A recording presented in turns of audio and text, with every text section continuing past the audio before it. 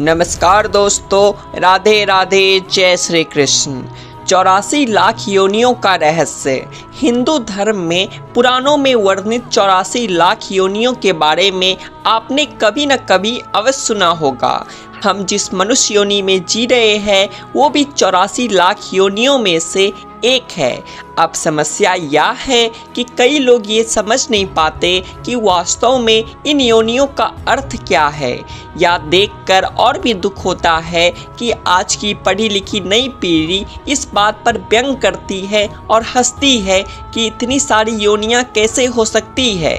कदाचित अपने सीमित ज्ञान के कारण वे इसे ठीक से समझ नहीं पाते। गरुड़ पुराण में योनियों का विस्तार से वर्णन दिया गया है, तो आइए आज इसे समझने का प्रयत्न करते हैं। सबसे पहले ये प्रश्न आता है कि क्या एक जीव के लिए यह संभव है कि वो इतने सारे योनियों में जन्म ले सके? तो उत्तर है हाँ। एक जीव जिसे हम आत्मा भी कहते हैं इन 84 लाख योनियों में भटकती रहती है, अर्थात मृत्यु के पश्चात हुआ इन्हीं 84 लाख योनियों में से किसी एक में जन्म लेती है। ये तो हम सब जानते हैं कि आत्मा अजर एवं अमर होती है। इसी कारण मृत्यु के पश्चात हुआ एक दूसरे योनि में दूसरा शरीर धारण करती है। अब प्रश्न यह है कि यहाँ योनि का अर्थ क्या है। अगर आसान भाषा में समझा जाए तो योनि का अर्थ है जाति या नस्ल, जिसे अंग्रेजी में हम स्पेसीज कहते हैं। अर्थात इस विश्व में जितने भी प्रकार की जातियां हैं उसे ही योनि कहा जाता है। इन जातियों में न केवल मनुष्य और पशु आते हैं बल्कि पेड़ पौधे, वनस्पतियां, जीवाणु, विषाणु इत्यादि की गणना भी उन्हीं 84 लाख योनियों में की जाती है। आज का विज्ञान बहुत विकसित हो गया है और दुनिया भर के जीव वैज्ञानिक वर्षों की शोधों के बाद इस निष्कर्ष पर पहुंचे हैं कि इस पृथ्वी पर आज लगभग 87 लाख प्रकार के जीव जंतु एवं वनस्पतियां पाई जाती है। इन 87 लाख जातियों में लगभग 2 से 3 लाख जातियां ऐसी हैं जिन्हें आप मुख्य जातियों, उपजातियों के रूप में वर्गीकृत कर सकते हैं। अर्थात अगर केवल मुख्य जातियों की बात की जाए तो लगभग 84 लाख है। अब आप सिर्फ ये अंदाजा लगाइए कि हमारे हिंदू धर्म में ज्ञान विज्ञान का कितना उन्नत रहा होगा कि हमारे ऋषि मुनियों ने आज से हजारों वर्षों पहले केवल अपने ज्ञान के बल पर ये बता दिए थे कि 84 लाख योनियां हैं, जो कि आज की उन्नत तकनीक द्वारा की गई गणना के बहुत निकट है। हिंदू धर्म के अनुसार इन 84 लाख योनियों में जन्म लेते रहने को ही जन्मत का चक्र कहा गया है। जो भी जीव इस जन्म मरण के चक्र से छूट जाता है, अर्थात जो अपनी 84 लाख योनियों की गणनाओं को पूर्ण कर लेता है और उसे आगे किसी अन्य योनि में जन्म लेने की आवश्यकता नहीं होती है, उसे ही हम मोक्ष की प्राप्ति करना कहते हैं। मोक्ष का वास्तविक अर्थ जन्म मरण के चक्र से निकलकर प्रभु में लीन हो जाना है। ये भी कहा गया है कि सभी अन्य योनियों में जन्म लेने के पश्चात ही मनुष्य योनि प्राप्त होती है। मनुष्य योनि से पहले आने वाली योनियों की संख्या 80 लाख बताई गई है। अर्थात हम जिस मनुष्य योनि में जन्मे हैं वो इतनी विरली होती है कि सभी योनियों के कष्टों को भोगने के पश्चात ही ये हमें प्राप्त होती है। और चूंकि मनुष्य योनि वो अंतिम पड़ाव है जहाँ जीव अपने कई जन्मों के पुण्यों के कारण पहुँचता है।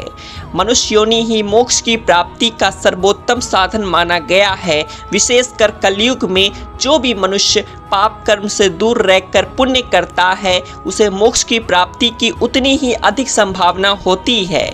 किसी भी अन्य योनि में मोक्ष की प्राप्ति उतनी सरल नहीं है जितनी कि मनुष्य योनि में है। किंतु दुर्भाग्य ये है कि लोग इस बात का महत्व समझते नहीं कि हम कितने सौभाग्यशाली हैं कि हमने मनुष्य योनि में जन्म लिया है। एक प्रश्न और भी पूछा जाता है कि क्या मोक्ष पाने के लिए मनुष्य योनि तक पहुंचना या उसमें जन्म लेना अनिवार्य है? इसका उत्तर है नहीं।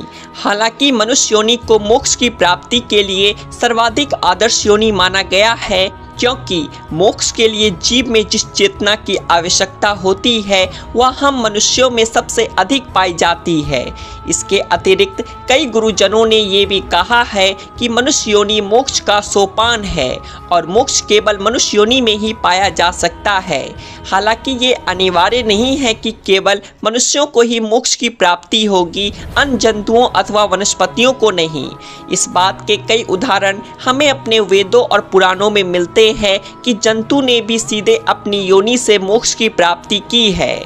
महाभारत में पांडवों के महाप्रयाण के समय एक कुत्ते का जिक्र आया है जिसे उनके साथ ही मोक्ष की प्राप्ति हुई थी, जो वास्तव में धर्मराज थे।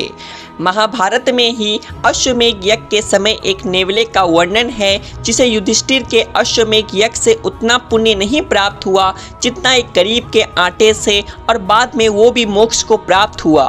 विष्णु एवं गरुड़ पुराण में एक गज और ग्राह का वर्णन आया है जिन्हें भगवान विष्णु के कारण मोक्ष की प्राप्ति हुई थी।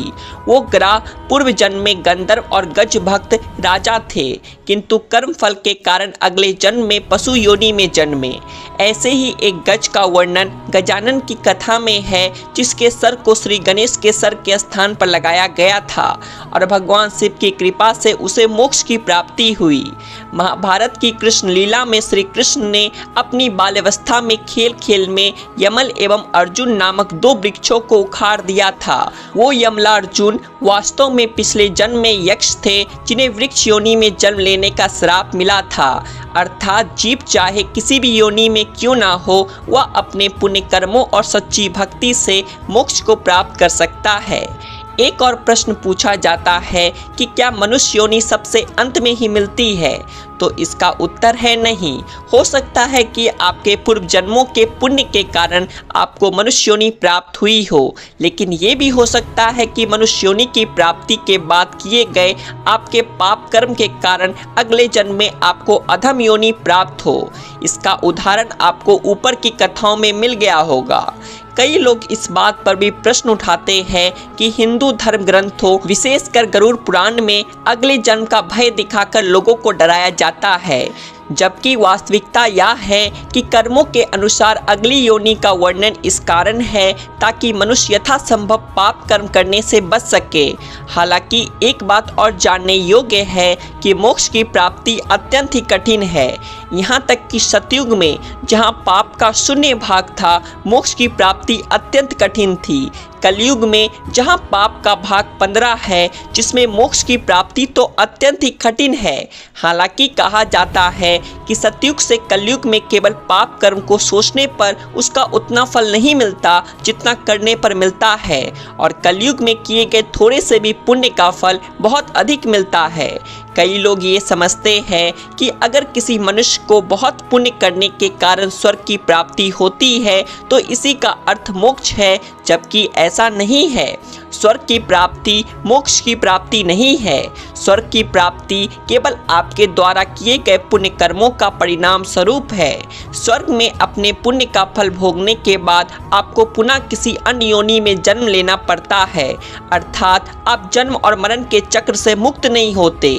रामायण और हरिवंश पुराण में कहा गया है कि कलयुग में मोक्ष की प्राप्ति का सबसे सरल साधन है राम नाम। अतः अगर आगे से आपको कोई ऐसा मिले जो 84 लाख योनियों के अस्तित्व पर प्रश्न उठाए या उसका मजाक उड़ाए, तो कृपया उसे इस शोध को पढ़ने को कहे। साथ ही ये भी कहे कि हमें इस बात का गर्व है कि जिस चीज़ को साबित करने में आधुनिक विज्ञान को हजारों वर्षों का समय लग गया, उसे हमारे विद्वान ऋषि मुनियों ने सहस्त्रों वर्षों पूर्व ही सिद्ध कर दिखाया था। तो दोस्तों, आज के लिए बस इतना ही। आशा करते हैं आपको ये जानकारी पसंद आई होगी, तो वीडियो को एक लाइक करिए और ऐसी ही और जानकारियाँ जानने के लिए आपके अपने चैनल द आध्यात्मिक टेल्स को सब्सक्राइब भी कर लीजिए। राधे राधे, जय श्री कृष्ण।